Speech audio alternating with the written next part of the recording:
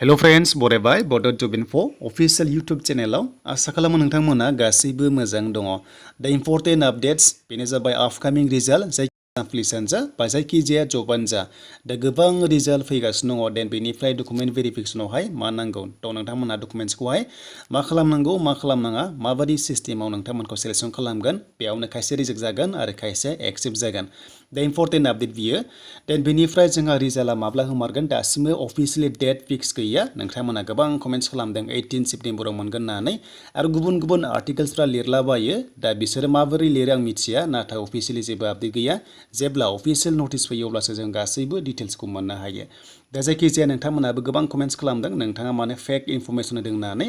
स' नोंथांमोना गिबियाव चेनेलखौ नायग्रो चेनेला सोरनि बेनिफ्राय लग'खौ नाय बेनिफ्राय गासैबो डिटेल्सखौ नोंथांमोना मोननो हागोन चेक खालामग्रोबानो जाबाय देन बेनिफ्राय कमेन्ट्सखौ खालामबानो जाबाय दा जोङो सेबानि वेबसाइटआव फैनाय लोगो लोगो रिजाल्टखौ जों बेयावनो मोनगोन जेब्ला फैयो ग्रेड 4 आनो जा ग्रेड 3 आनो जा मोनसेल' जोंहा गभर्नमेन्टनिफ्राय आपडेट मोनदोंमोन अक्ट'बराव रिजाल्ट मोनगोन होननानै एबा दुर्गा फुजानि सिगां मोनसे देन बेनिफ्राय उनावहाय मोनसे मोनगोन होननानै नाथाय साडेनलि 18 सेप्टेम्बराव मोनगोन दा गोबां कमेन्ट्स खालामगासिनो दङ आरो भाइरेल जागासिनो दङ दा फार्स्टआव नोंथांमोना मा बे जाबाय नोंथांमोननि माखासे डिटेल्स थ' नोंथांमोना डकुमेन्ट भेरिफिकेशनावहाय मा खालामनांगौ मा खालामनाङा बेखौ मिथिनाया जोबोर इम्पर्टेन्ट LMC रिजाल्ट होबाय बेनिफ्राय मा खालामनांगोन स्किल टेस्ट एबा अरेल टेस्ट दङ बिनि सिगां मा नायगोन नोंथांमोनखौहाय डकुमेन्ट भेरिफिकेशन नायगोन बेयाव अकेब्लासो नोङो बेयाव बाहागो लानो हागोन बा नोंथांमोनखौहाय पारमिसन होनाय जागोन दा बेखायनो बे गासैबो सिमिलार गासैबो जबजों गोरोबा आसाम स्टेटआव जे फार्स्टआव नोंथांमोननि रिजाल्ट होबाय देन बेनिफ्राय डकुमेन्ट भेरिफिकेशन खालामगोन भेरिफिकेशनाव गासैबो अके जायोब्लासो स' नोंथांमोनखौहाय खालामगोन बेनो जाबाय पार्सनेल इन्टारभिउ लानाय जायो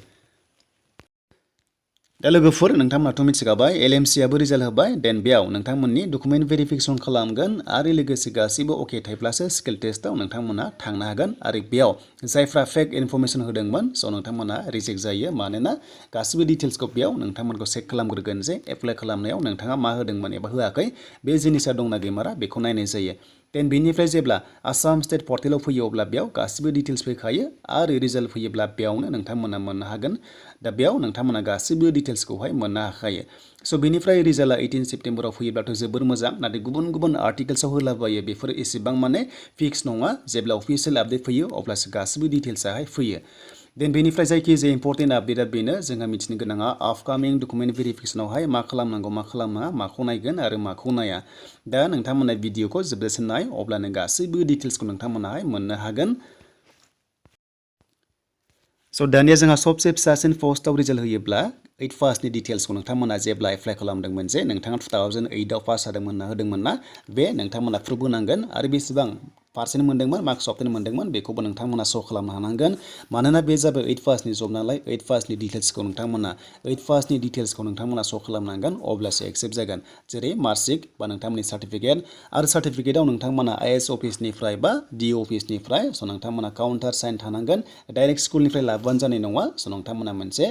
अफिसियेलि काउन्टार साइन थायो एप्रुभ जानाय बे थानांगोन अब्लासो एक्सेप्ट जायो बेखौ दाखालिबो LMC रिजाल्टआव होखादों अफिसियेल नटिसआव बे क्लियार जाबाय दे बेनिफ्राय जोंहा फैबाय दानिया 10 पास थ' 10 पासआवबो नोंथांमोना 10 पासनि डिटेल्सखौ होनांगोन जे नोंथाङा मेट्रिकआव बेसेबां पार्सेन्ट मोनदोंमोन माब्ला पास जादोंमोन आरो बेनिफ्राय डकुमेन्ट भेरिफिकेशनावहाय हमना ला एडमिट मार्कशिट गासैबो डिटेल्सखौ होनांगोन बेजों लोगोसे एक्सट्रा होनोब्ला एमप्लयमेन्ट एक्सचेन्ज थाथारनांगोन देन बेनिफ्राय भटार कार्डफोरा PRCफ्रा एसेबां मेटार खालामा जास्ट नोंथांमोननि क्वालिफिकेसन कास्ट सार्टिफिकेट बेखौ नांथारगोन देन बेनिफ्राय मेट्रिक सार्टिफिकेट गासैखौबो नोंथांमोना श' खालामनो हानांगोन बे जाबाय 10 पास लेभेलनि देन बेनिफ्राय HS पास लेभेलावबो नोंथांमोना मार्क्स अफ 10खौ होदोंमोन ना HSनिखौ देन HSनिखौ गासैखौबो नायजोबगोन नों डिग्रिखौ नाया जास्ट HSनिखौ नायगोन देन बेनिफ्राय मेट्रिक सार्टिफिकेटखौबो नायगोन स' नोंथांमोना गासैबो डिटेल्सखौ नायबानो जाबाय एप्लाइ खालामनायाव ओरैबायदि होखादोंमोन जे मेट्रिक सार्टिफिकेटआव जि दङ नामा स' बेखौनो नोंथांमोना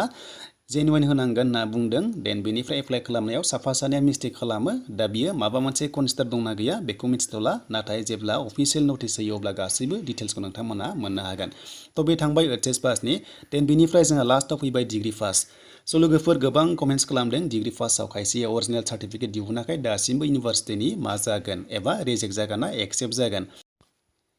दा जोंहा ओरैबायदि स्टुडेन्टस थायो जाय डिग्री पास जाबाय दासिमबो अरिजिनेलखौहाय दिहुननाय जायाखै इउनिभार्सिटिनिफ्राय मा जागोन एबा जाया बेनि सायाव गोबां कनफिउज जायो। दा मोनसे बाथ्रा नोंथांमोना साजेस्ट खालाम सानो दा बेखौ जेसेबांनो हायो नोंथांमोना इसु खालामना लानांगौ नाथाय दानिया टाइम लायो 1 मान्थ गाहाम लायो एप्लाइ खालामनानैसो इसु जायो आरो उनावसो नोंथांमोना 1 मान्थनि उनावहाय मोननो हायो आरो पेमेन्टबो दाननांगौ जायो। दा बेखौ खालामब्ला जोबोद मोजां जेबो प्रब्लेम गैया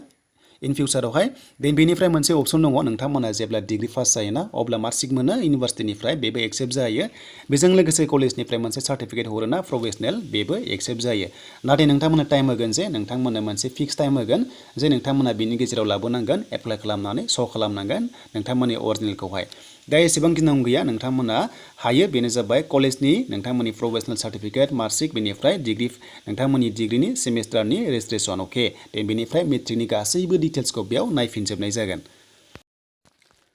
दा बेनोमोन आरो नोंथांमोना हमनो हाबाय स' बेनिफ्राय लोगोफोर जेब्ला मेरिट लिस्टआ होयो नोंथांमोननि फार्स्टनिया सेकेन्ड स्टेजनि थाखाय अरेल टेस्ट एबा स्किल टेस्टनि थाखाय अब्ला मोनसे टाइम होगोन डेट होगोन जानो हागौ 1 विक होनो हागौ बेनि गेजेरावनो स्किल टेस्ट जागोन आरो स्किल टेस्टआव होनोब्ला नोंथांमोननि डकुमेन्ट्सखौ गासैखौबो चेक खालामग्रोगोन आरो गासैबो अकेब्लासो स' नोंथांमोनखौहाय पारमिसन होगोन बा नोंथांमोना एलाउ जागोन आरो स्किल टेस्टनि थाखाय दा बेखायनो रेडि खालामखादो जेरै कास्ट सार्टिफिकेट एमप्लयमेन्ट एक्सचेन्जखौ नांथारगोन मानोना बेयाव जेसेबां फरायनाय बेयावनो गासैबो एन्ट्रि थायो नालाय बेखौ नायखाथारगोन देन बेनिफ्राय जायफ्रा डिग्री पास नोंथांमोना एच एस पासआ हमना ला क्लास 8 पास लेभेलाव एप्लाइ खालामदोंबा सिलेक्सन जानाय नङा मानोना जोंहा गाइडलाइन्सआ दंखायोमोन रिजेक्सन जागोन होननानै दा बेनो आरो नोंथांमोना एसेब्लाबो हमनो हाबाय बेनिफ्रायनो स' नोंथांमोना दानिफ्राय रेडि जादो स्किल टेस्टनि थाखाय अरेल टेस्टनि थाखाय देन बेनिफ्राय अरेल टेस्टनि थाखाय एक्सट्रा भिडिअ लाबावगोन जे नोंथांमोना हेल्प खालामनो नाजागोन माबायदि सिस्टेमावहाय सोंनाय जायो दा नोंथांमोना जायखिजाया कमेन्ट्स खालामनायनि सिगां थ' नोंथांमोना चेनेलखौहाय मोजां नायग्रोबानो जाबाय आनला सानला कमेन्ट्स खालामो भिडिअ नायजोबा गारा देन बेनिफ्राय लग' थायो स' लग'आ सोरनि चेनेल बेखौ मिथिखायो दा आसा खालामो लोगोफोर नोंथांमोना जाहाथे गाज्रि मोना बे भिडिअनि गेजेरजों गुबुन गुबुन रिफारेन्स लाबोबाय आरो आपकामिं स' नोंथांमोननि साख्रि फैगासिनो दं एपिडिसिएलआव फरेस्टआव स' नोंथांमोना जेब्ला आपडेट मोनगोन आं नोंथांमोननो लाना फैगोन।